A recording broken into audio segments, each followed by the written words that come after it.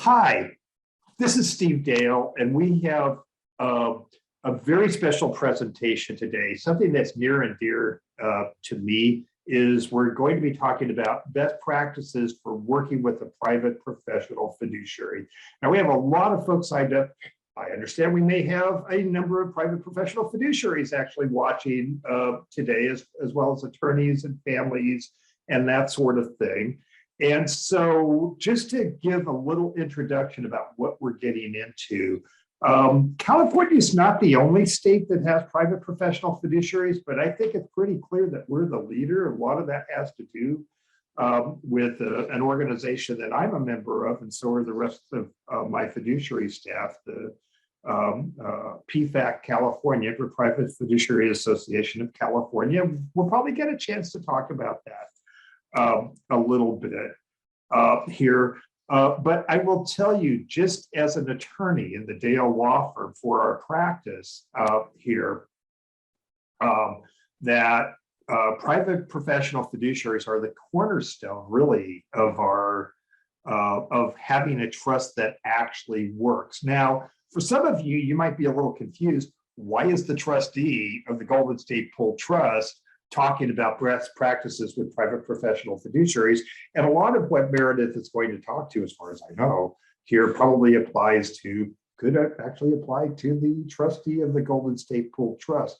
I know for myself, and Meredith and I talked about this here, is that, you know, when you're dealing with management of special needs trusts, I think the more choices we have, the better. So, for in a lot of cases, it would be a whole lot easier if the whole disability community had the same needs and the same issues and that kind of thing, but that's not exactly how this works.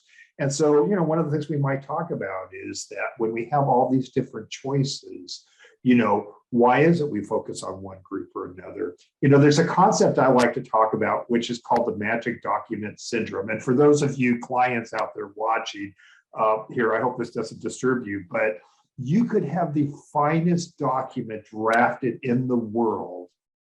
And all that's going to do really is it's going to set out how things are, the structure of how the trust is going to be managed. But in the end, it's the trustee that matters. The other thing I might mention before we go through the formal presentation here is that we may have some family members that are watching this, and Meredith, maybe you can touch on this a bit. I think that the whole profession of private professional fiduciaries is one that should be very attractive to folks who want to advocate for persons with disabilities. It's a wonderful area to get into. It's very challenging here, but if you're looking at serving the disability community or have a passion for this, this is certainly an area to get into. So let's go into the requirements here, because we need to have some idea who Meredith is, although many of you already know that, is that she's the owner of the primary fiduciary at IMT Associates. Now, my first involvement with IMT Associates was probably 30 years ago with the founders, Fred Isaacs and Sharon Toth here, who, were really trailblazers when it came to the private professional fiduciary. And IMT Associates has been around for 36 years. They serve the elderly, the mentally ill, special needs community. They cover quite a bit. Meredith serves in many fiduciary roles, including trustee, conservator, power of attorney, executor, guardian ad litem, and provides consultations to families as they navigate through the estate planning process. And in fact, I bet you there's probably some other roles that we probably didn't include there, but we'll figure those out. IMT Associates is a team of professionals specializing in accounting, bookkeeping, case management, real property oversight, and Social Security and public benefit. In addition to being a California licensed professional fiduciary, Meredith holds a degree as a California marriage and family therapist. Once again, and I know there's a lot of great both fiduciaries and care managers who have that licensing. Bringing both fiduciary and mental health services together provides IMT's clients with a full range of services and supporting their financial and personal needs. couple things before we turn this over to Meredith, and I'll do something very difficult for me. I'll do my best to be quiet, but I probably will pop in here and there. We have a number of folks that will be watching this today. I will tell you, for attorneys that are looking and working in this practice, a solid relationship with a private professional fiduciary, probably a corporate trustee, and maybe a pooled trust is a really important part of trying to bring the right management group to manage those trusts. And I think the successful practice, it's a personal relationship oftentimes with that fiduciary here, about not just assigning them to the trust, but really understanding, what is the fiduciary, a specific fiduciary is comfortable with, and what are they not comfortable with. Anyway, last thing before we do this is accredited by the State Bar of California for credit. Depending on how long we go, we'll either grant an hour, hour and a half here, but a minimum of an hour fiduciary credit. And throughout the presentation, there will be a series of codes. Now, if you do not have the form to put in for MCLE credit here, which is good both for fiduciaries and attorneys, here, make sure you write down those code numbers so that you can show that you actually watched the program. Also with that, feel free to pose questions and answers. I will be monitoring this as best we can. We'll probably take most of the questions and answers towards the end of the presentation here. But, part of it is we want to get as much as we can out of Meredith to learn about who are these private professional fiduciaries, what do they do, and really what are the best practices. Maybe we can learn a little bit about PFAC as well. And I understand that you may have a special role coming up with that. So anyway, Meredith, that's a lot to digest. But I really want to thank you for coming on board today. Thanks, Steve. Very, very happy to be here and honored to be talking to you all. Yes, I do have a special role coming up as the PFAC president of next year, 2022-23. So I'm very excited about that. So we're going to go over three main points during my presentation. We're going to go over the history of the profession of fiduciaries and just a little bit of the oversight of like how PFAC got started and the history of PFAC in general. And also the services that fiduciaries provide. And then what's really near and dear to my heart and my practice is the onboarding process from start to finish. And I'll say at this point, this is what I do. This is what IMT does. And many of you out there that are fiduciaries will do bits and pieces of this. And maybe you'll take something from today to add to your practice. And this I have found over the years for the families that are out there, this onboarding process that I use makes people feel secure, and we're trying to relieve them of the fear and burden of what would happen to their children or to their loved ones if something should happen to them, because many of them are the main caregivers. So I want to try to give them as much reassurance as possible that we'll be there, be able to serve the needs of their family. So just going to a little bit about the history of the profession and the Professional Fiduciary Association of California. My best guess is that the profession started in the early 80s with a few people across the state of California doing this work. My predecessors here at IMT, Fred Isaacs and Sharon Toth, were two of those people. And many of us know many others that are with us today, and a lot of them are retiring. And all of those people really served as my mentors. I've been in the business about 26 years. So I'm very grateful to have served under them. And I watched this develop over time. When I first started working as a fiduciary, and back in the late 80s, we saw a lot of conservatorships, and a lot of the clients we're talking about today were conserved. And main reason for that is there wasn't the availability of estate planning as it is now. And so trusts they happened, but they weren't something that we all advocated for people. And a lot of these people that we worked with in the beginning were actually institutionalized people. And so conservatorships were usually the go-to way of managing a person's affairs at the time. And we probably had in our practice, I would say 80% conservatorships. Over time, that has changed from conservatorships to trust administration and other documents that estate planning attorneys can put into place to prevent the expensive path of conservatorship. So I would say these days, my practice and many of our practices are probably 20% conservatorships, 80% trust administration. So just a little bit about PFAC. While this was all going on, the development of our profession, there were some core people in San Diego, Southern California, and Northern California. Those main people at the same time happened to develop their own professional organizations. And at about 1995 or so, somehow, some way, they magically came together through many things. But I am so grateful that they found each other. And that was the founding of PFAC. All three of those organizations came into one umbrella, and it's called PFAC today. So we have been going strong since 1995 and building not only the standards for the profession, but eventually we were the pioneers really of the beginning of licensure for fiduciaries.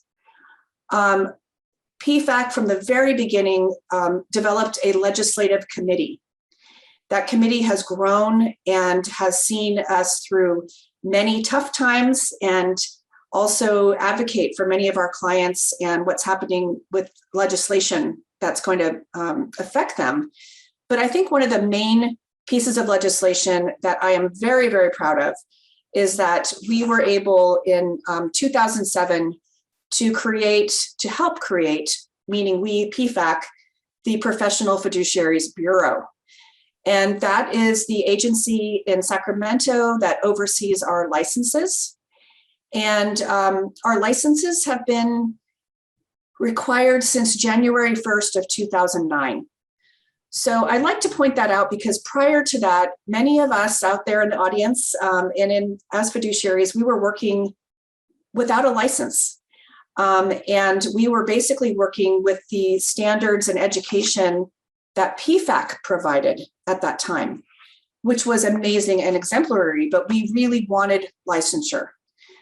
And that was successful in 2009. So we can go to our next slide. Okay, and this will be our first MCLE code. So this is code number 1. So for those of you that are watching this for credit, code number 1 is 66781. That's 66781. And if you do not have the form, once again, you can either email amy@gspt.org, or you can go to gspt.org/attorney resources and find the form there. Sorry about the interruption, but. Thanks, Steve. Okay, so when we were licensed in 2009, this was the requirement. If you were a conservator serving 2 or more people or a trustee serving 3 or more people, you are required to get licensed. And that is true today. You cannot do this work for more people than is mentioned without being licensed. There are 2 exempt categories, and those are attorneys and CPAs are not required to be licensed. So they can serve as your fiduciary without an additional license. There are approximately 1,200 active licenses today. I love that statistic because you can see we're still a very small group that do this work compared to the population of California. So Steve mentioned that there are other types of organizations that can serve as fiduciary, for example, a corporate fiduciary or a pooled trust.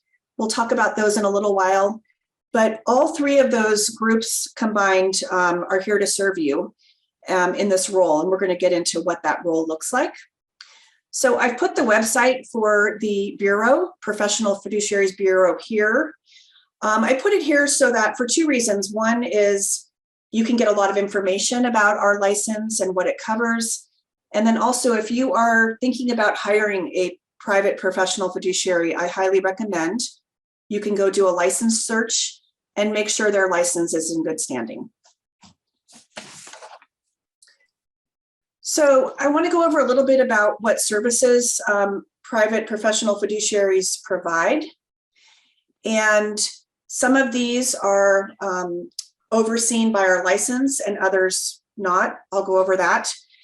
So the first category is conservatorships. We still do conservatorships, although I mentioned they're much more rare than they used to be. Although for the special needs community, at times there are two roles the fiduciary will play, which is the trustee and also the conservator. Many of our clients need a limited conservatorship if they are in the regional center, or I also have clients that for other reasons, there's a need for a conservatorship of person to make sure that they're safe and taken care of. So sometimes I'll play a dual role. And going down the list, there's some cases where I play almost all of these roles. Second category is trustee, and that can include just revocable trusts, irrevocable trusts, and also for us today, focusing a little bit more on special needs trusts for our disabled clients. And I happen to specialize in special needs trusts for people with mental health disabilities. But this can be, all sorts of disabilities of people that are on some kind of government benefit that we want to try to protect and yet be able to provide for their lifetime. Many parents choose special needs trusts so that their children are taken care of, but can also access public benefits. And that leads me to the third role I play a lot and that fiduciaries play, which is being payee for those benefits. I play the role of payee when it makes sense. There are a lot of other organizations that just serve as payee. And again, like Steve was saying, there's a whole group of people that can support these clients, and we need to, there's not one size fits all. So there might be a situation where I won't take on the payee role because the regional center is willing to take that on under their umbrella, and it actually would save my client and fees and money. And I make sure to get in there in the beginning and make sure to assess who would be the best payee for the client. And sometimes that's also the parents also serve as payee quite often for clients. I also serve as power of attorney for healthcare and finances. And this is usually when the parents are setting up their own trustee. They might need this. Doesn't usually transfer over to my clients, although I have to tell you, it's a question I ask every single client I have. If I'm a special needs trustee, I want to know who this person's going to be, especially the healthcare agent.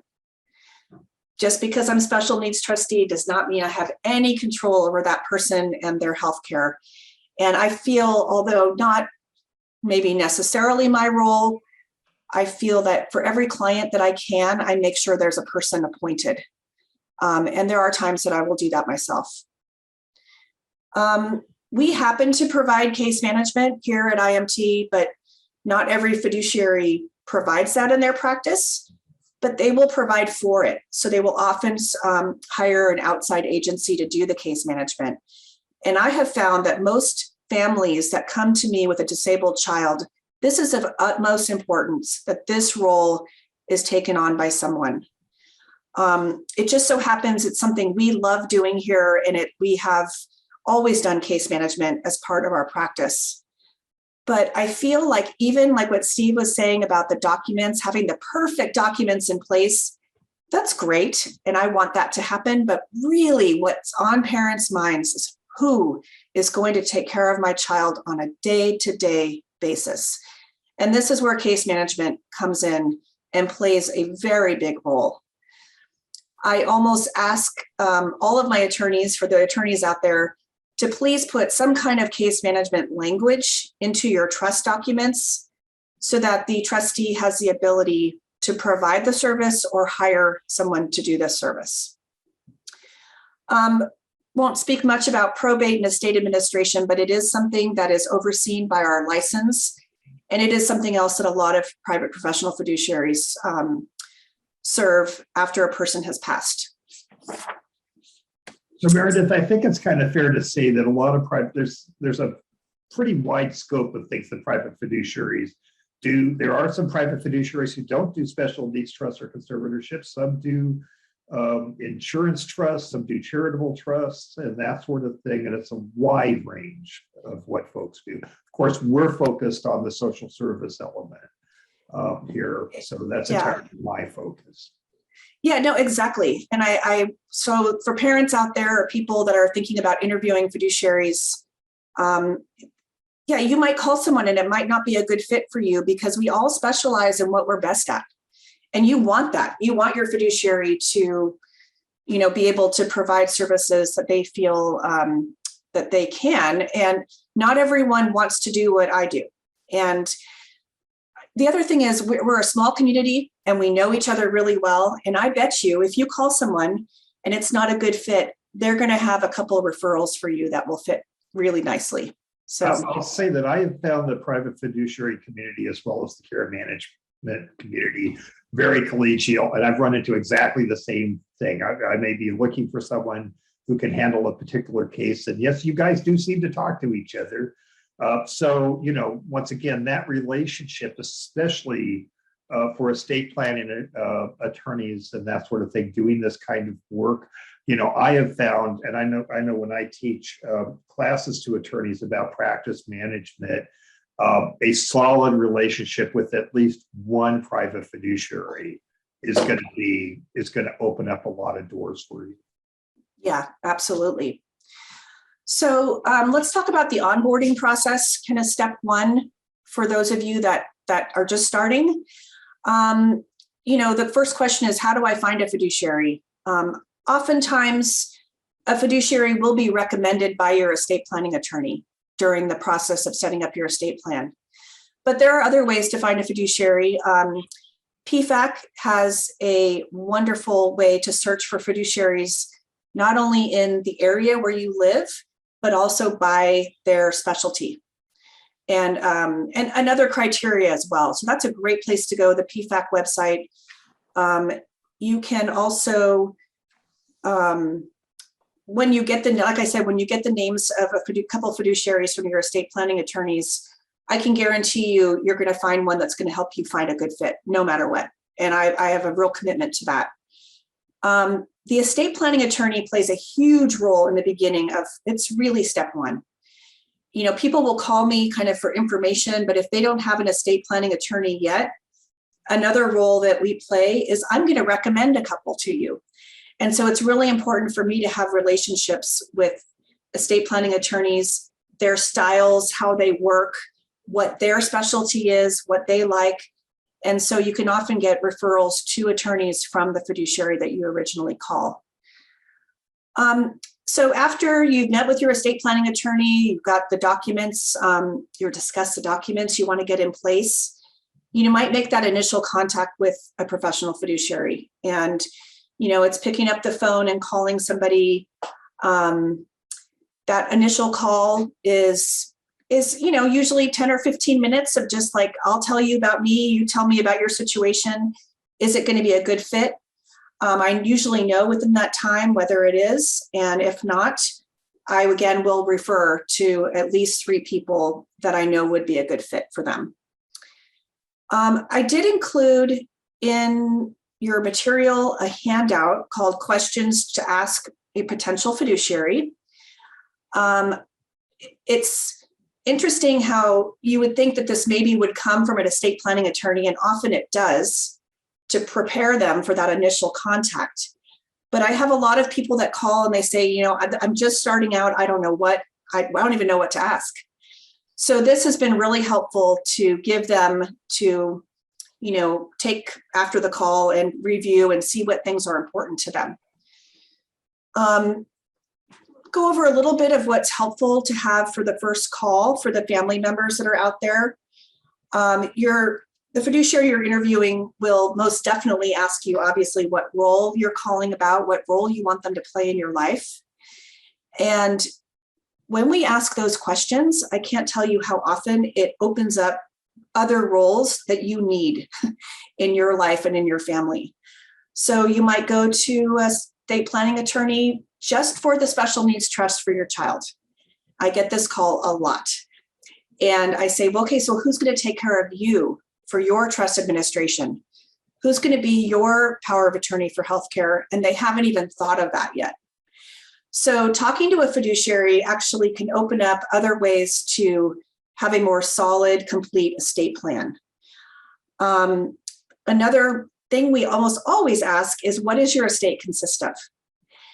And my main reason for asking that is, if you were going to ask me to take care of your child, a beneficiary who has disabilities, I truly want to know if it's something I can do for that person's lifetime. And it just happens to be the way that I practice. And I can tell you that we have had clients for 36 years that we still have, and that we will see them through the end of their life. And that's just the philosophy that I have. I'm looking to be able to help someone through the end of their life. So I'm going to want to know, what does that consist of? And is it enough for two things to take care of them? And is it enough money to pay professional fees? This is where another alternative might come into play, like a pooled trust. And I know this isn't about pooled trusts, but they often are really helpful in situations where maybe hands-on is not necessarily needed, but there is financial management that's needed, and the fees are much less than professional fiduciary fees. So I often have them just call. I'll have them call Steve and just interview, just get some more information about each option that they have. I know, Meredith, for myself, once again, I wear two hats because we wear the law practice and I manage the trust. But I know for myself, as the attorney, I often feel like trying to match up with the fiduciary is kind of like setting up a blind date. You know, it's like, you know, part of it is it's relationships and that kind of thing. And just to emphasize this, there's no one answer for everybody. My tendency is, if we're going to need more hands-on, I'm probably going to be recommending a private fiduciary. As Meredith said, there's a lot of social service work that we do with the Golden State Pool Trust, but we are a call center, and it's very rare that we actually meet our beneficiaries. So if we need hands-on, we're probably looking at a private fiduciary or a care manager. Once again, a number of ways of doing this. And by the way, going through your handout, I think it's a great handout. Meredith, just as an aside, if folks were looking to get a hold of you, for instance, if they just can't find the handout, is there a way they can reach you? Email? Oh, yeah, absolutely. Email. I guess I didn't put my email in that first slide, but yes, email. You know, and actually you could Google IMT Associates, or you will find me on the PFAC website, front and center. So yeah, mtaylor@imtassociates.com is my email address. And I love talking to people and giving them information. So don't hesitate to reach out to me. You know, Steve, I wanted to point out, there are times where there's a pool trust set up, and I have been asked recently to be a beneficiary advocate appointed by the court. And this is kind of a new role for me as a fiduciary, but I know it's, so just speaking of another role that a fiduciary might play. And this has been where, in cases where often the court feels that there might be some kind of more need for being involved with the client than maybe the pool trust can provide. And so we kind of provide that oversight. it's been an interesting role that I've taken on recently. So, okay, we're going to go on to step 2. Oh, and here we have code number 2. Yay. So once again, code number 2 is 77403. And once again, if you don't have the form in front of you, make sure you write this down, and you can get it either by going to gspt.org/attorney resources, or you can email amy@gspt.org. And we're going to have one more after this. So Thanks, Steve. moving forward. So deciding on a fiduciary and a possible backup fiduciary. So I'll spend a little bit of time on this. It's a difficult decision. I appreciate how difficult it is. And so my main job when I'm working with people that call me is to make them feel comfortable with me, however that's going to happen. And for most people, really, it's within that first phone call that we decide that we might want to work together. So it happens pretty quick, but my onboarding process is long because I want them to not only hear my voice, I want them to see my face. And I know COVID has made all this real tricky, but I almost always offer some kind of Zoom meeting or a meeting where we can really get to know each other more so they feel comfortable. They're handing over their precious cargo to me. That's how I feel. So deciding on a fiduciary that I want to make them feel comfortable, I also suggest that if they're on the fence, I have no problem giving them 2 other names of fiduciaries to call in addition to me, and then they can call me back or not. I mean, that's what I love about our profession, is that we really want to fit that client with the right person. The reason I put a possible backup fiduciary here is that the way that our license works in California currently is that you need to name a licensed person. We are like corporate fiduciaries, you can name a bank or a trust company. But for fiduciaries, you need to name a person. And there are a few companies in California that have multiple fiduciaries that own that company. And even if you named that company, what you are actually doing is naming all fiduciaries that own the company, if that makes sense.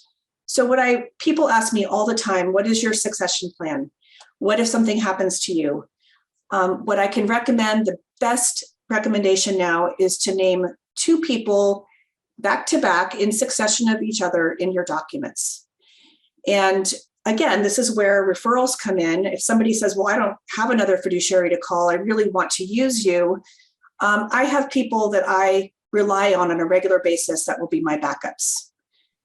And that's worked out really well until we can get our license laws changed around that, which I hope to have happen in the future. We've been working on it for about 15 years. I won't go into that. That's another class. So the next thing I'm going to do, as you've decided to come work with me, the next thing I want to do is I want to review all of your estate planning drafts before you sign them. And that opens up a world of conversation for us. It allows me to see if what I need as a fiduciary is included in that estate plan. That's usually the time that your attorney and I will connect, meet each other, via email. And I have found attorneys are very open to getting feedback that I can give them through all my years of reading trusts that might make it a little easier to administer, or things that I see are missing that might be helpful for the particular situation the client has told me about. Because oftentimes I learn things about the client that the attorney didn't even know. The next step for me is I always have an in-person meeting, and nowadays oftentimes that's on Zoom. But that's about an hour-long meeting where I'm really asking them questions and I'm getting clarity and I'm making sure they feel comfortable with me. After that meeting, I usually send them some intake forms. I say intake forms really quickly, but there are about 15 forms that will allow me to take on the case if I get a call tomorrow. That's my goal. I want my file as complete as possible so that I can step in and take over as streamlined as possible. So people really appreciate that. And we are moving on to step 3. And I'll mention something while we're moving on to step 3 here, which is the, as far as as I mentioned, I always feel like as the attorney, getting the right fiduciary in, it's a lot like setting up a blind date. And you know what? I'm pretty good at matching up the fiduciary with the client, but I don't have 100% here. And having that backup is really important. And Meredith, you might find this hard to believe, but one of your founders, Fred Isaacs, now how could you possibly not love Fred Isaacs? Hard to believe. I actually had a beneficiary who did not like Fred Isaacs. And we found that in most cases, when it's not clicking, the fiduciary is more than happy to hand it off. And in fact, in that case, that was handed off to a fiduciary who I believe is watching this program right now. By the way, that fiduciary didn't do anything different than Fred, but sometimes just changing persons and whatever, you know, because it's such a personal relationship between the fiduciary, you know, and the beneficiary. He was able to succeed where Fred happily turned it over, and we, you know, and it got to be a little bit on the confrontational side. So, you know, once again, I think that just emphasizes again that the private fiduciary community tends to be a very collegial community, and they do a lot of problem solving with each other. And this is certainly, as professionals, we want to tap into that. Absolutely. Absolutely. Yeah, Fred was a very unique person. And he was definitely grateful for his mentorship. So step 3 in my process, and for a lot of us, is this is something that doesn't always happen, but it's something I offer. I call it kind of additional services to my initial intake, is many people want me to come to their home. They want me to come to their home. I do a lot of assessments at home, not only for them, but also for their children. I want to see where they're living. I want to see where they want to continue to live. Many of my clients say, I never want to leave my house. I want to stay here. This is where I want to die. And if that's the case, I want to know, you know, what roadblocks we're going to have to making that happen. And so people have really appreciated the whole assessment that I do, and many of us do. Another thing I offer, which is really important for people with disabled family members, is I really enjoy meeting extended family, friends, and even the beneficiary. So if there's anyone in the client's life other than mom and dad, and you'd like them to know about me or know me a little bit, because they're going to continue to be in that person's life, I'm happy to meet them. And this can be years in advance. This relationship that we're building, for a lot of people, they want it to be an ongoing relationship. It's not like, okay, the file's set up, I'll see you in 20 years. You know, many of them want, you know, referrals. They want to consult with me on a regular basis about things, something comes up, and I'm always happy to do that and be available to them. The other thing I really appreciate is I have a lot of clients that want me to continue to use their professionals that they like in their life. And I get this question a lot. And the fact of the matter is, as when I become successor trustee, I do have the ability to change professionals if I feel like it's necessary. And oftentimes I do for many different reasons. But if the person is very insistent on me staying with their professional, I do like to meet them. And I like to at least have an email communication. I like to, you know, get to know them. And actually, it's really opened up a great way for me to meet other people outside of my business that can help other clients that I have. So I've really, really appreciated that process. I think that's Meredith, I think that's incredibly important, because I get a lot of clients who, it may be their financial advisor, it may be their CPA. And, you know, these are folks, ideally, if they're doing more than just selling products, they should know something about the family and their objectives. Yeah. And so if we have any financial advisors out there that are looking at doing work in this area, I think having a good, close working relationship with a private fiduciary can help with that continuity, and also to make sure that your philosophies are in line about how you manage things. Absolutely. Absolutely. So we'll head on to the next slide. And this is kind of the ongoing relationship that I offer to clients where I'm already named in their documents and we're starting our relationship. Many of them would like me on an ongoing basis to provide periodic meetings. For some of them, it's once a year. For many of them, as they age, it's quarterly. I have a client now that I see monthly. It's what she wants. She has a disabled child and she wants me to visit that child quarterly. So way before I'm taking over a successor trustee, I'm becoming part of their life and actually over time taking over little bits and pieces with her help. And she feels that's really empowering to be a part of that process. I do like and I do encourage people that sign up for fiduciary services to always notify your fiduciary if there's a change in the estate plan or any kind of life event. I have lots of parents that just email me, okay, my daughter's moved again, she's got a new boyfriend. I mean, whatever is going to be pertinent to the case, they send me little updates and I update the file with that. Obviously, I always encourage people to review the estate plan periodically.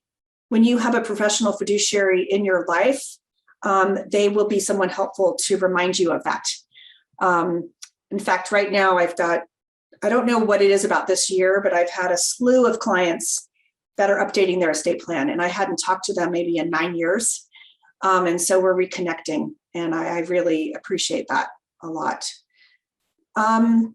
Also, I offer to attend annual appointments or meetings.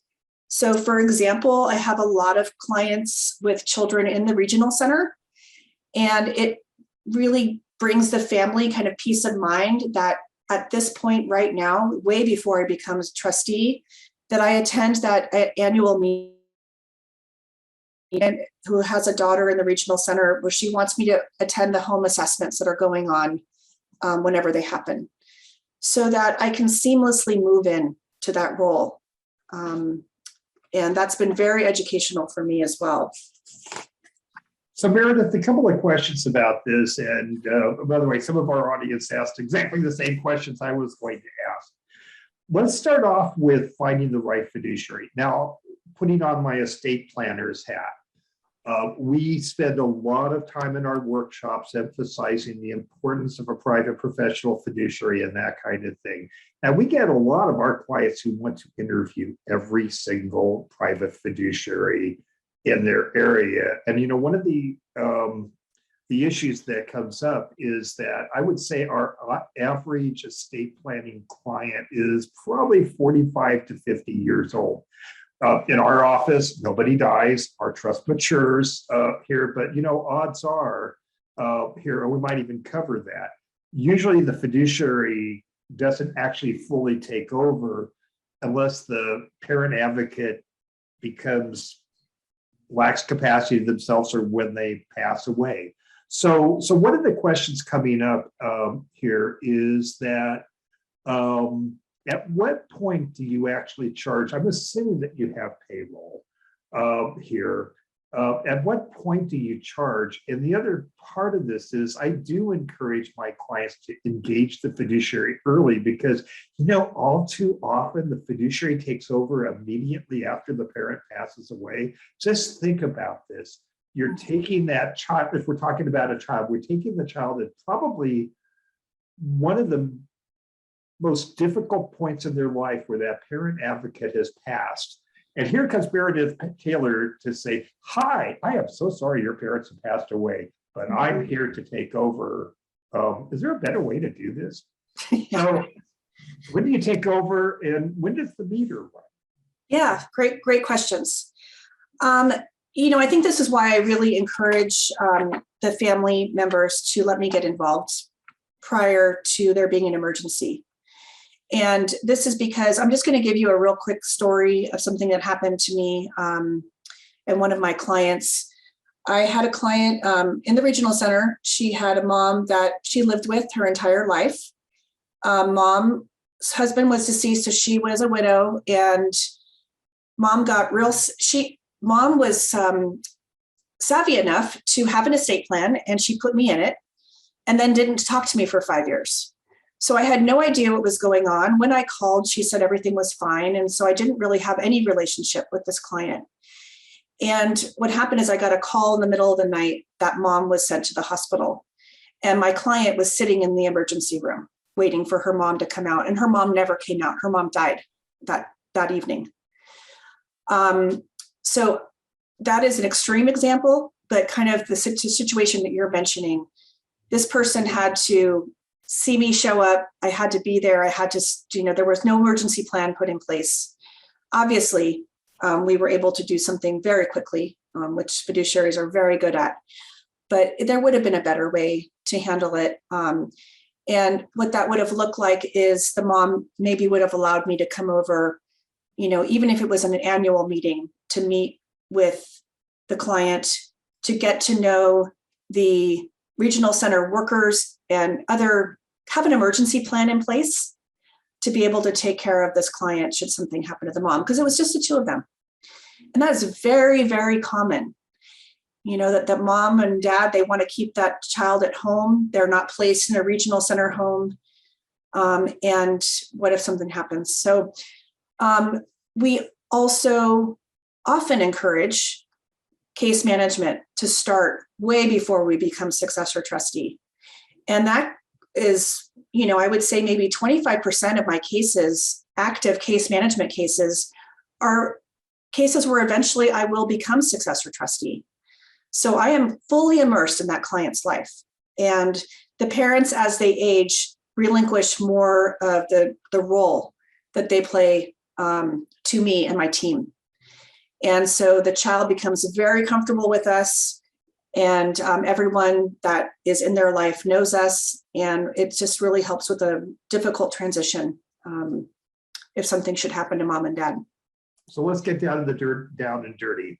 Yes. Here, do you charge for these things, or you're running a nonprofit organization where you freely give your time away, right? Or Right. No. Yeah, no, this is a great question. Speaking, Yeah, no, let's get into this. I knew this would happen, and we all want to know this. This is the big question of the day. I'm happy to share because, obviously I want to be transparent. And if any of you were to call me, I would tell you immediately within that very first phone call what my fees are. That's one of the first things I want people to know. So one of the questions was, do I charge for this kind of extensive intake process? And I do. I charge a flat fee, one-time flat fee, and that fee covers all the way through the intake forms being completed. And as you'll see in the slides where I think it was step 2, where I said, additional services, those are all at additional costs, hourly cost. My hourly fee right now, ready? Here we go. My hourly fee is $180 an hour, and I do charge by the hour. My company doesn't take a percentage. I think we have maybe 3 cases of all of our cases where we take a percentage. We've always charged by the hour. Currently, that's what we're doing. And after that initial intake fee that is paid and the file is set up, there are no other fees that I charge until I start working. I don't charge for quick little updates. However, if the client wants to engage me in some kind of services like home visits and things like that, that's where the hourly rate will kick in. I do have some colleagues, just to put this out there, that charge a monthly fee for being the successor trustee in the future. Whether that's good practice or not, I'm not going to comment on that, but just so that you know that every fiduciary has their own setup with fees. And now you know mine. Do you have any? I think it's fair to say, and then I think for those of us that are attorneys watching this, did I mention that a relationship with a private fiduciary and a care manager and the different professionals and all that is going to really make the difference. The document, all the document is doing is it's setting up, a system. But once again, the heavy lifting in the end is with the fiduciary. And it's good to understand that and probably prepare your clients. I know for myself, and as a former psych nurse myself, the fiduciary or care manager, whoever is doing this, having some idea of what the baseline is, rather than meeting the beneficiary in the middle of a crisis, can mean so much. And I know for some of the folks I work with, it's not unusual. They'll have the number on the refrigerator. In fact, I remember walking through a client's house on one of my rare visits to a client's house. On the refrigerator, I'm looking at this, the beneficiary who has Down syndrome, and go, well, do you know what that number is? And she says, oh yeah, that's my friend that I'm supposed to call if there's an emergency. I'm going, that is exactly what that is. Once again, not introducing a stranger in the middle of a crisis. Yeah. Somebody in the question Q&A did want to know what was the cost of my initial flat fee. And again, if any of you were to call me, I would be talking to you about this. So I'm just going to tell you, it's $950. This is years in the making, and I can have a longer conversation with anyone that wants to have that. But I'll just say that's the initial startup fee, basically. I do want to say that it's very rare that I get a client who does not think that's fair or who doesn't want to pay it. And I do have colleagues that charge no fee at all for a startup. So again, we all have different practices and different experience levels. And so I can guarantee I'll find a good fit for everybody that calls that thinks that we're not, exactly a good fit for them. So let's jump to the next question. I'm going to expand on this. Jack is asking what's a regional center, but let's expand that just even a little larger. In my world here, I have a lot of folks that are developmentally disabled that are members of the regional center and that kind of thing. And obviously the regional center, what they do and who they serve is important. We also deal with a lot of folks with behavioral health or mental health issues and that sort of thing. Maybe you could talk a little bit about integrating with services, in the community. Regional center is a good one. The other one is, what if they're not a regional center client? Who do we tap into and that kind of thing? Yeah. So regional center is an organization that you need to qualify to have their services provided to the client. And I won't go too far into it. There's criteria. You could actually, if you Google regional center, you'll get all the information on it. But I often get clients that are already connected to regional center because they've been connected since they were children. If you have a developmentally disabled child, most parents in California know about regional center services and they've already engaged them before they've even called me. However, I would say, maybe 2 out of 10 calls, the client is not even in the regional center yet. And they should be. And that is something that they never heard of or they haven't bothered. So a lot of parents it's a process. And so we have many, many times seen clients through that application process. And there are some great resources out there and attorneys that also work to help clients get connected with regional center that we will engage in. But I'm very happy if there's a call that comes in and I say, this definitely sounds like something that should be under the regional center umbrella. If it's not, I'm going to advocate for that and do whatever I can to connect that family with that service. So once again, regional centers are folks with intellectual or developmental disabilities. We used to say the word mentally retarded, but we don't use that word anymore. And one of the programs we're going to be having in this year is going to be probably a 4 to 5 hour boot camp on IPPs, which is basically the centerpiece of services. And part of this is, I think one of the names we're going by is that if your professional doesn't know the difference between an IPP and an SUV, we've got a problem. But that tends to be the centerpiece of programs. And my feeling is, if our fiduciary doesn't understand what the regional center does, how could they possibly know what they're supplementing, right? Yeah, I just want to add one more thing about regional center, and you know, they are they're a big organization. They do the very best that they can, but I have found that families that engage a private professional fiduciary get better services from the regional center, get better attention paid to their children, because we serve as fierce advocates. Their regional center workers, unlike my case managers who have maybe 15 to 20 clients max, regional center workers will sometimes have hundreds of clients. So we are a very good team to add to the regional center equation. And we also know of a lot of services that are not being offered to families that they should qualify for. So I think engaging us with that advocacy has been really helpful for a lot of our clients. Now let's do a heavy lift. How about if we're not dealing with somebody who is developmentally disabled, but somebody with a mental health issue? Tell me about all the wonderful services we have out there. You know, I think this is where you really do need a private professional fiduciary to get involved, because it is a maze of frustration out there right now in the world with services for mental health clients. And it's something that we here at IMT on a daily basis are trying to build our repertoire of what we can offer them, because it changes all the time.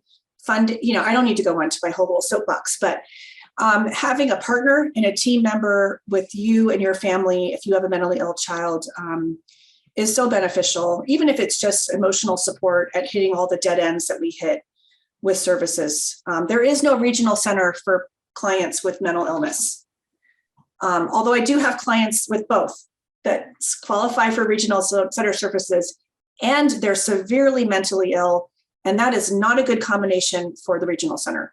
Just putting it out there. So in those cases, it's even more important to have a professional, maybe not necessarily a fiduciary, it could be a case manager that advocates for those clients. Because it's not what the regional center is unfortunately set up to manage. So. And I know mental health is like my first passion, being that I was a psych nurse for 17 years. I seem to have a lifelong connection with this community, but it's also the most difficult, I think, of the communities. And I know, just my feeling, I know some private fiduciaries who do a wonderful job, will not touch mental health. And maybe if that's not their bailiwick, they're better off. Yeah. I agree. I agree. You know, PFAC is doing what it can, and I appreciate the efforts they're making to provide education to our fiduciaries around mental health and taking care of mental health clients.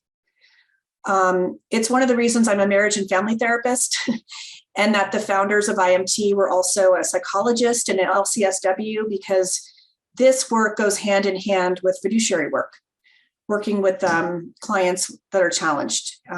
So that's my little tooting my own horn about that, and also stressing that is there any fiduciaries out there listening or on this webinar, that as much education as you can get around mental health is really important, because it's unfortunately not a requirement for our license. It has to be something that you pursue to make your practice better. So I think if you're a professional, whether you're a private professional, fiduciary, care manager, or attorney, you should follow your passion. If your passion is working with folks with behavioral health or mental health issues, then you should follow that passion. If that's something that I know some folks who are just plain not equipped to do this, and probably better leave those poor people alone. The disability community is pretty broad. I know somebody whose entire practice is Down syndrome, practice, and sometimes that's a good thing to do. Let me toss you a little bit of a hardball, but once again, this might help a lot with looking at some of the complexities of situations, which is, I know one thing unique about IMT is that you have your own care managers on staff. And I think once again, when we're looking at trying to match up the family with the right person, that may be a benefit here. There's lots of private fiduciaries who hire outside care managers and that kind of thing. So have you run into situations, or might there be a situation where possibly using your own care manager might be a conflict of interest? Or could you imagine a situation where it might be better to hire an outside care manager? I know for myself, I often hire care managers where there's a question in my mind, just as a fiduciary, whether we're the right choice or not here. And I find that care managers, and by the way, care managers are once again an essential part of a special needs practice. But I know sometimes we will actually hire care managers here to tell us once again how valuable are the benefits, maybe to give us some guideposts, to give us some independent assessment we can go by. Meredith, what are your thoughts on this? Well, I understand the question and I understand the possible conflict. We as fiduciaries, and me personally, am always looking for possible conflicts in relationships I'm having with my clients and beneficiaries. However, IMT has always had case management as a part of its fabric, and we have never been accused of having a conflict of interest. I have to say that when I'm in court and I'm the job that I'm doing is being kind of looked at in a different way from an outsider's perspective instead of the family's perspective, I'm probably a little more careful. These are the times that I would hire outside. Is I have, as fiduciaries, we serve people all over the place. It's not just in the Bay Area. And so very often, if the care management is needed outside of where I work, I will hire someone, even if it's just 30 minutes away, because one of the things I want to be able to tell families is that care manager can be there when something happens. So, and also it's a cost benefit to the client if I can find care management services that are closer to them, because many of my clients need help right away. It's not like I'll see you next week. I want the care manager to be able to get out there quickly. So sometimes it's proximity, but I haven't really found that to be a problem within my practice. We do not offer any other services here at IMT where it would definitely be a conflict of interest, like being a financial advisor, the financial advisor and the fiduciary, being the CPA and the fiduciary. Those are all separated. The care management for us has been a very good blending of work that we offer as a fiduciary. Given that I'm a marriage and family therapist, I also run a case management component of my agency a lot different than I do the fiduciary part. There is a separation.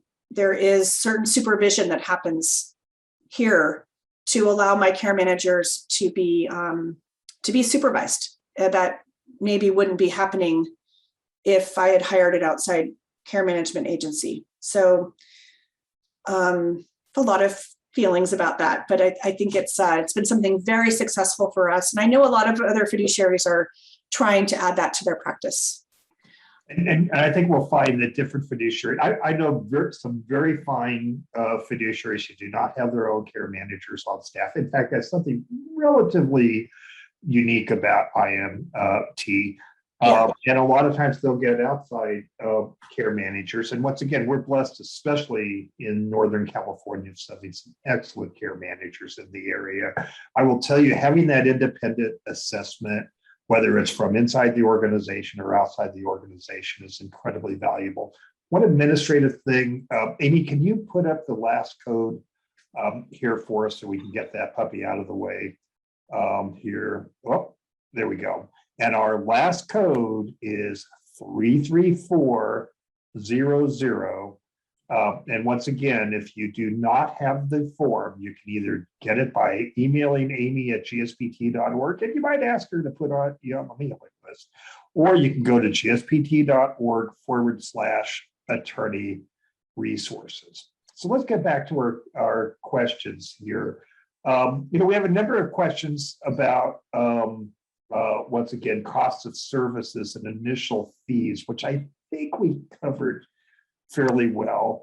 I think, to be clear, these are your fees. This is how you operate, and there are different folks that operate differently. Absolutely. Right. I do want to make one point about care management. This is very interesting to me, but just we're talking about fees in general. All of the case managers or care managers that I hire outside of IMT Associates charge the same fee that I do, if not more. So some people might say, well, maybe it's a fee issue. Maybe you could hire a care manager at much less than the fiduciary charges. I have not found that to be the case. Just to put that out there. Right. So. And, I will tell you that, especially for you families watching out there, there is a cost for these services. And, I think you need to expect that for somebody who's going to give their time to take care of your child, there is going to be a cost involved. You need to understand how that's done. Some folks charge a percentage, some folks charge hourly, some people outsource it, some people do it inside, and some people don't do it at all. So that's part of this, and this is a growing industry. And I think that, once again, PFAC, which is very unique. There are private fiduciaries in other states, but we don't have anything like our licensing program that we have here. And it's an area of growth and an area of interest. I know there's some questions here about having focus groups with PFACs about beneficiaries and mental health challenges and things like that. I think that, and part of this, Meredith, this may be a lapse of judgment, but my understanding is you're about to become the president of PFAC here. Is that, I think that one thing with PFAC, and by the way, I'm a member of PFAC, so they allow the occasional fiduciary attorney in, I don't know if that was a mistake or not, but I am an active member. I think a lot of what PFAC does provide is this evolution of trying to make sure that this profession meets the needs of our community. And for me, it's oversight and case management. It's not just keeping somebody on benefits. Yes. So, I do get an opportunity next year as the president to have maybe some of my passions and the things that really mean a lot to me more focused with PFAC. However, when I'm serving on the PFAC board, I am serving all of California, and sometimes my own interests get pushed to the side. However, I have been on the board of PFAC for over 10 years, and I have been, kind of single-handedly with a few of my colleagues. Leanne Hitchbin is one of them, and I have a few in Southern California that have really supported mental health education being offered at the PFAC conferences.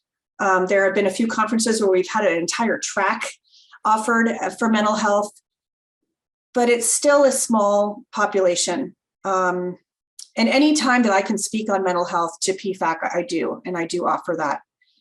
But again, it is a small group of us that are really interested in that. So now we do have a question here about regional center and psychiatric disorders diagnosis. I just want to make this really clear. And we do have a program. If you go back to our YouTube channel and look at past programs, Jim Hike has a very involved program where he goes about the ins and outs of regional centers and joining regional centers. And because it's so important, we will be doing what we think will be a 4 to 5 hour workshop on regional centers. But here's the key. In order to get through that door, the person has to be developmentally or intellectually disabled. So they needs to be something like Down syndrome, autism. There's a large group of those folks. it is not uncommon that somebody who is developmentally disabled also has a psychiatric disability. And for instance, Meredith, in your home county of Alameda County, here, Alameda County is very focused on folks that are dual diagnosis. But to get those particular services, you have to show that you have a developmental disability. I will tell you, the services for folks where it's purely mental health, it's not even a fraction of what the regional centers provide. Yeah. Yeah. And my clients with severe mental illness, in addition to the other issues that they have that allow them to get regional center services, they get turned away a lot for all services. So this is where I've come in place. I have to tell you, there's a few that I'm actually serving as a conservator of person over, so that I can advocate even more fiercely for what I think the regional center should provide for these clients. And it's just because there's limit, they can only do so much. So I know that there are some questions, Steve, in the Q&A and also the chat. Do you want me to go down them? I see one particular in the chat here, and let's see if you and I come up with the same answer. Should I see a fiduciary first, or should I see the estate planner? Well, you should see me first because I need the money. No, that's not how it works. What do you think, Meredith? You know, one of the first questions, when you call IMT Associates, one of the first questions on our kind of initial form is, do you have an estate planning attorney, and who are they? If your answer is, I don't have one yet, we will refer you to one before we engage in, I'm happy to have a good, quick little conversation with you, but we really need those documents and first. So my answer is the estate planning attorney is the first person you should see. Yes, right. Well, and you know what? I'm not 100% sure that's the right answer, but I kind of like that answer here. It's a team. It is a team. And personally, I think the more engaged the fiduciary is in the community and understands the needs of the community, the better. Once again, I don't know what this may be what comes first, the chicken or the egg. I think ideally, once again, we go back to what I call the magic document syndrome. We believe at the Dale Law Firm, and who out there is going to disagree with us, we write the finest document in the land. But if you think somehow a document is going to provide for your child's needs, that's just not reasonable. In the end, it's the trustee. So that really matters. And, quite frankly, if I had a choice between an excellent trustee and a second-rate document, you probably could fix the document. Yeah. Somebody has a great question as far as integrating with regional centers case management services, which they offer. And, do we, who's in charge? The way that I do this is case by case.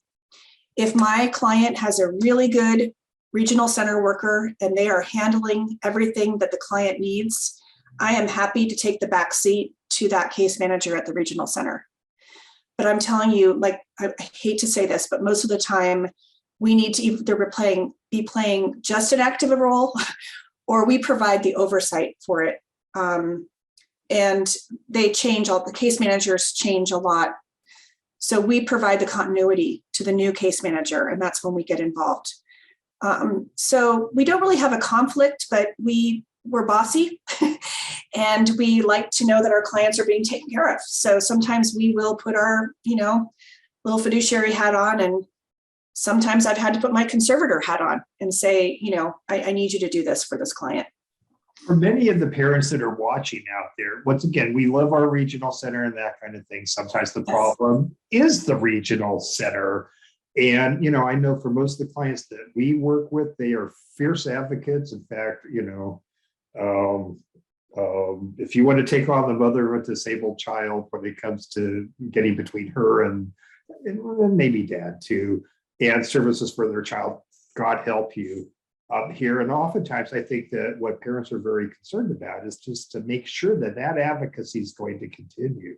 You know, my experience has been that when we have a good caseworker at the regional center, they're an important part of the team. Mhm. And if we have somebody who is maybe not doing their role, then sometimes the role of the advocate fiduciary is to challenge Yeah. the what the regional center is and isn't doing. So Yeah.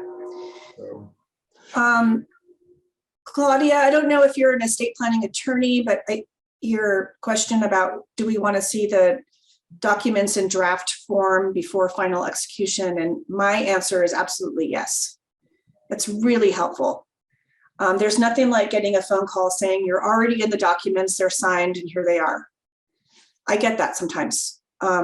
It's just not helpful to the entire case, but it happens and we'll work with it. But I do like to love to see the drafts. I know a number of things when it comes to drafting in the fiduciary. I know just from my side as being the trustee of the Golden State Pool Trust, sometimes you want to go through there and find out, for instance, do they have unrealistic expectations of the fiduciary? One real stinker in there sometimes is that sometimes the documents will require you to get the beneficiary qualified for benefits. And that may be something that you have the ability to do, that may be something that you don't have the ability to do.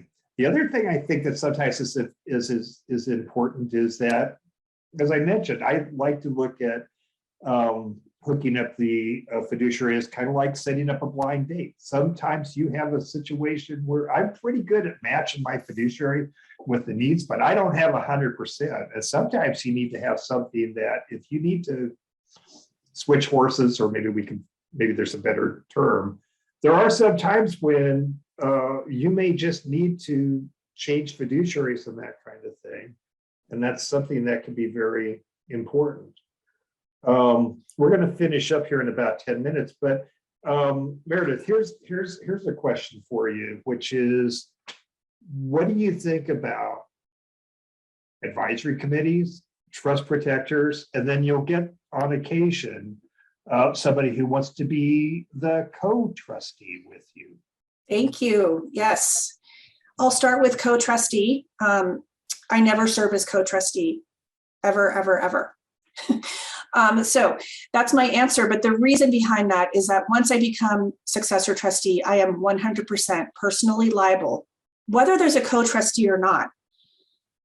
Then I would be 100% personally liable for their actions as well. And it's not something that I will take on, and it's not something my insurance company would want me to do. So I actually don't know of any professional fiduciaries that serve as co-trustee with non-professional trustees. Now, I do want to say, I do have several cases where I served as co-trustee, and I currently do with a corporate trustee. For example, they are managing the financial part and I'm managing the person part. And it's rare, but it does happen. And it's probably the only kind of situation I can see where that would happen. With regards to trust protectors and trust committees, this is one of the reasons where I want to read the drafts before they are signed. I think they're a great idea. I think trust committees and trust protectors can serve a very, very important role in the trust document. But for me, I want to know who they are. Are they someone I can work with? Are they reasonable? If they can replace me, is there a conflict of interest on their part as to why they would replace me? You know, I'm looking at all of these dynamics to make sure that that document is as solid as it can be, and protecting not just, you know, obviously me as trustee, I want to be protected, but I want to make sure the client's protected as well. So, yeah, I ask a lot of questions around who those people are. Will they be paid? You know, there's just, it's a whole other level of a professional that families are inviting into the picture that I need to make sure I can work with before I'll say yes. And, you know, while we're talking about documents and sometimes unrealistic expectations, I think we have a very good comment in here about But if you run across a document and it says that you are required to do drug testing or other unreasonable expectations here, probably seem reasonable to the parent here. And in a lot of cases, we'll run into situations where, we may have substance abuse issues and that kind of thing. The family's desperate to try to get in control of that sort of thing.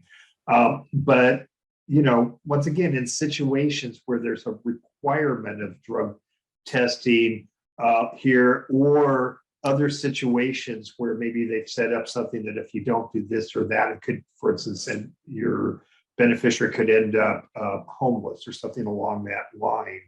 A couple of things about that, just asking you, if you were to see a trust like that, what would your thinking be? And then would there be something here? Let's assume it wasn't just dropped in your lap. Are there some thoughts about how you might work with the family to come up with something maybe a little bit more effective? Yeah, absolutely. I have several trusts that I now manage that require things of my beneficiaries that either make sense or don't. Drug testing is a very popular thing that is suggested be put into a trust. It's one of the reasons I want to see the draft. I want to see if there's language in there that is going to be required of me that is unreasonable or unattainable. And also one of the reasons I want to get to know this family, because if they do have a family member with a drug addiction or, alcohol issue or something that they want to get tested of, the way that I'm going to work around this that I prefer is to have discretion. I want them to get to know me, that I will take care of the situation the best that I can, but to insist that something happen, or let's say X can't happen. And if that X is housing, money, food, things the person needs to survive, I'm not going to agree to do it. And I'm going to try to get that family to understand that that's my goal as well. And that I often ask for a memorandum of intent or a letter to the fiduciary explaining what their wishes are, rather than having it be part of the trust document itself. So I want as much discretion as I can in those situations. And just to give you a heads up, we're going to go for another 6 minutes so we can grant 1.5 units. So you guys got a little extra bonus today. I'm going to make a suggestion for those of us that are drafting and for other fiduciaries, is that, my feeling, and yours may be different, but, there are some situations where the fiduciary needs to ditch the case, leave the case, maybe transfer it to somebody else. I know I like to include in documents that and I've found in most cases when there needs to be a change, the private fiduciary is probably the first one that says, hey, maybe we need to make a change here. And I've had situations where merely changing the fiduciary has done this, has resolved a lot of issues. It may not be really the fault of the first fiduciary. Sometimes we sacrifice the first fiduciary for the good of the second fiduciary, but just as a practice thing, one of the questions for licensing is, have you been fired? And it's nice to put in there that if there is a change that's needed to allow the fiduciary to, once again, to resign and give them a period of time to do a final accounting, rather than have, for instance, a trust protector or an advisory committee fire them. And that'll make it a lot easier to make that transition. And that's something for attorneys out there working with fiduciaries, you might want to work on, what kind of language we'd have there, because, realistically speaking, there may be some situations where this was just not the right match, or it could be that the beneficiary is having a hard time accepting that somebody else is between them and what they consider their money. Thoughts on that? Yeah, absolutely. And I think that you're right. The fiduciary is often the first person to identify that there's a problem. And what I do in the situations where that comes up is I will try to find a replacement for me. This has only happened in maybe 5 cases my entire career, but I have made sure that those clients have a home to go to when they leave me. So the other thing I want to mention, that one of the things that a trust protector often will, the role that they'll play is if there's a vacancy in the trustee position, if something should happen to the trustee, or if there isn't a way for a second person to be named, if, like, let's say I need to back out of the case, the trust protector can come in and help with that. Last case, kind of the most expensive alternative is to go to court to have this happen, which we do. If it's in the best interest of my client to have another trustee, and I need to go to court to make that happen, I will do that. Although my feeling in most cases, that's an error in drafting. For God's sake, attorneys out there, we love IMT, we love, Herb Thomas, we love our fiduciaries and all of that. For God's sake, put some sort of mechanism about how you're going to get a successor trustee in there. Otherwise, we're off to court. And there's times where maybe going to court is good, and there's times where it's just a waste of money and a waste of time, here. So why don't we finish up the last few minutes here, going back to PFAC itself. And, I will tell you that, for myself, becoming a fiduciary, it's something I said I would never do. Although I will say it's one of the most challenging things in my life. It's also one of the most gratifying, for folks who might be considered doing this, and for you families. I know a lot of families are watching this. If you have a son or daughter that's looking for a profession to help with persons with disabilities or folks with challenges, is this something they might want to look at? Yeah, absolutely. And one of my most favorite things to do is to get a call from someone looking to get into the field. And I've always done this. It's something that when I first got into the field 26 years ago was done for me. I made an informational call to this infamous Fred Isaacs that we were talking about. And literally within one meeting with him, 2 weeks later, I had quit the job I was working at it, and I started working here, and I've never looked back. So and PFAC is a great resource for testing out the idea.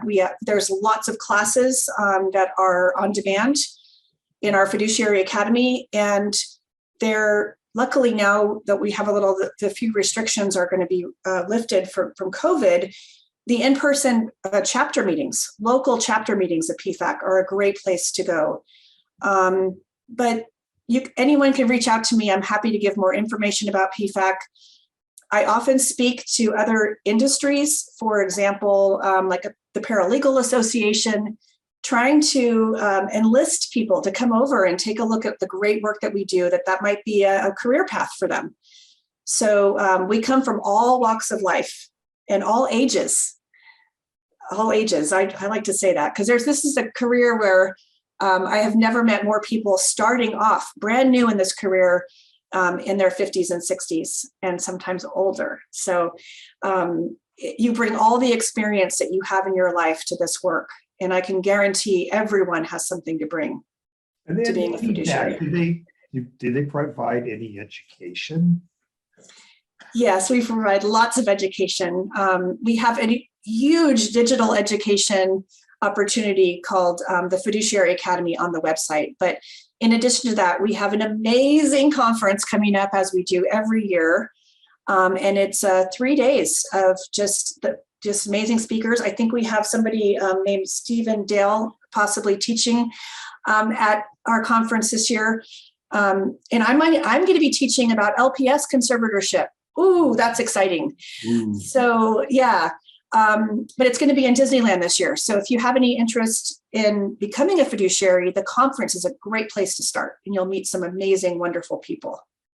Well, I bet you we could go on and on and on and on and on, but we've hit an hour and a half here. So once again, our little chat here gives extra little bonus if we can grant another half credit. For those of you that are interested in credit, and no, we're not going to post the codes here in the chat. You're just going to have to watch this. For those of you that are watching live, we will have this up on the YouTube channel, if not by the end of the day, by tomorrow. Also, Meredith, I want to thank you so much, because I think the work that the private fiduciaries do, and specifically IMT here, is outstanding for families out there.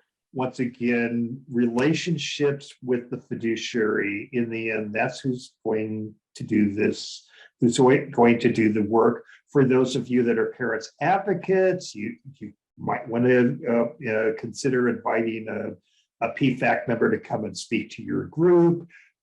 This is an area where we need to look at this more. For those of you that are looking for a profession, you know, I've noticed that it doesn't take very long before a fiduciary gets a pretty full caseload. Have you had problems with business? And do you know a lot of fiduciaries that are just running around going, I don't know where I'm going to ever find a case? No. We're all very busy, but we can find a spot for everybody. So it's a great area, and I want to thank you for everything you do, and to you, and also to all the fiduciaries that are watching out there. Just, you know, as an attorney, as an advocate, and all that, I want to thank you so much for everything you folks do. With that, I want to thank you. Get the last word here, Meredith, and then we're going to close this puppy out. yeah, I just want to thank everyone for attending. It is always an honor to speak about this career path that I have, that I'm super passionate about, and these clients. And Steve, thank you for supporting me. I've, 26 years. Okay, and to learn more here, and I might even add this, we'll put up the PFAC website. Lots to learn, lots to do. And by the way, DJ Wood from our office just took his private professional fiduciary license exam, so we're waiting, hoping that he passed the first time through. So another fiduciary here. You said there's 1,200, so now we'll have 1,201. Okay, take care and happy advocating. Bye, everybody.